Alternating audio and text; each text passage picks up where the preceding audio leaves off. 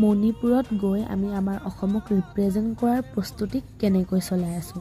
হয়, আজিতো 16 ছেপ্টেম্বৰ গম পাইছে আৰু 22 তাৰিখে আমি যাম মণিপুৰলৈ। দিনটো বৰ সোনকালে কাষ চাপি আহিছে আৰু আজি হৈছে আমাৰ প্ৰেক্টিছৰ ডে 3। কাৰণ ডে 3 বুলি কিয় ক'লো জানেনে? কাৰণ 1 উইকটো হ'ল, কিন্তু আমি 1 উইক টাইম দিব পৰা নাছিলোঁ ক্লাছবোৰ থকাৰ বাবে আৰু বিশেষ কিছুমান অসুবিধাৰ বাবে। গতিকে আজিও আমি 3 নম্বৰ দিনাখন সময় সুবিধা মিলাই সকলো লগ হ'লোঁ আৰু বিশেষকৈ প্ৰস্তুতি চলাইছোঁ কিহৰ বাবে গম পায়নে? বিহু। হয়, এনেওতো বিহুটোৱে মেইন হ'ব, যিহেতু অসমক ৰিপ্ৰেজেণ্ট কৰিব গৈ আছোঁ এখন অন্য ৰাজ্যত। গোটেই সত্ৰীয়া আছে আৰু এইটো মোৰ জীৱনৰ এটা প্ৰথম অভিজ্ঞতা, প্ৰথম অনুভৱ হ'ব এখন অন্য ৰাজ্যত গৈ আমাৰ অসমক ৰিপ্ৰেজেণ্ট কৰা।